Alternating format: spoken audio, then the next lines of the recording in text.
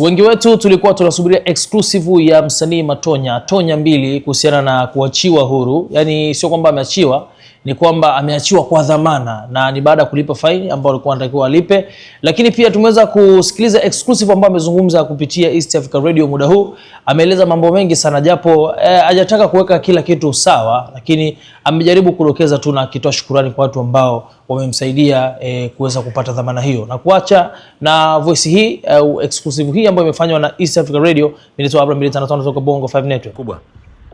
Hello brother. Ndio. Okay. Hapo vipi, hapo tunaweza tukazungumza kidogo? Karibu sana brother. Okay. Mimi cha kwanza nilikuwa natamani wewe uweze kuambia Watanzania kama umeshatoka, kwa sababu kulikuwa kuna mambo mengi sana na Watanzania ni watu ambao wanakupenda. Hofu ilikuwa kubwa sana mitandaoni na watu wengi walikuwa wanapaza sauti kuhusiana na wewe. Unaweza kutuambia kwamba umeshatoka na hali ikoje kakaangu? Kwa kweli kwanza ni mshukuru Mungu. Cha pili ni washukuru ndugu zangu wa Tanzania na wasio wa Tanzania. Nami nimefanikiwa kutoka, lakini nimetoka kwa dhamana. Chingine ni watoe wasiwasi tu ya kwamba huo upande ambao nimesikia ukizungumziwa ya kwamba masuala ya ubakaji na nini, mimi siko huko, wala sio upande wangu kabisa. Ni maslahi tu ya watu wameamua kuyatengeneza yawe hivyo ili wafaidike kwenye hayo maslahi. Lakini yote mimi namkabidhi Mungu na mahakama ya Kenya, basi naamini watatenda haki kwenye hili. Lakini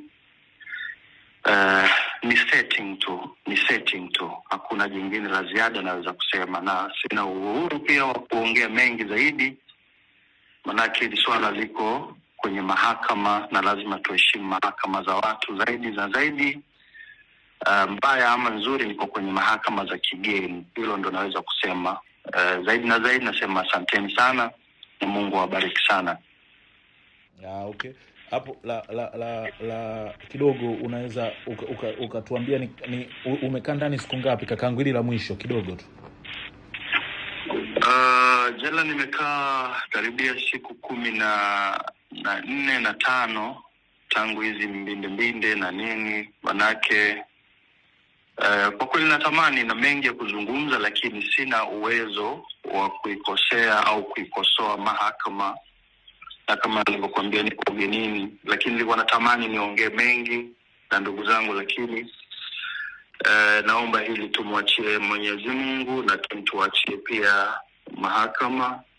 Lakini ni setting tu, hakuna chochote ambacho naweza kukifanya, na nimefanya hizi kazi kwa miaka karibia 20 sasa. Hamjawahi kusikia tukio kama hilo kwa ndugu yenu. Sasa hivi ni ushamba gani uniingie mpaka niweze kuminyana? Na kwa kweli inanichekesha, lakini naomba nimwachie Mwenyezi Mungu. Inanisikitisha sana, imenisononesha sana, sio mimi peke yangu, mpaka na ndugu na marafiki na mashabiki kiujumla. Lakini nasema Mungu anisaidie, ndugu yenu niko salama, nimepata dhamana. Lakini pia nishukuru sana kaka yangu, rafiki yangu wa karibu Rama Msomi. Nimshukuru sana kaka yangu, ndugu yangu Omar. Lakini pia na watu wengi ambao wamenizunguka hapa Mombasa, nimeona mchango wao mkubwa. Wamepambana kadri wawezavyo, familia ya Naman. Nishukuru sana kaka yangu Omar, nishukuru sana. Kipekee ni bosi wangu, ni kaka yangu, ni rafiki yangu Ramadhani Msomi. Nishukuru mdogo wangu Ali pambana. Nishukuru familia yangu, nishukuru rafiki yangu ambaye ni promoter wangu pia kwa namna nyingine, anaitwa Kendi, ambao ametoka Nairobi, ametoka mbali kwa ajili ya kusimamia kazi zangu. Nashukuru watu wengi, nashukuru sana. Familia yangu pia, mamangu Bizura, dada zangu kwa maombi na kila kitu. Kwa hiyo hilo ndio kubwa ambalo naweza kusema, lakini bado niko kwenye matatizo, na mniombee kwa kweli, sina la ziada.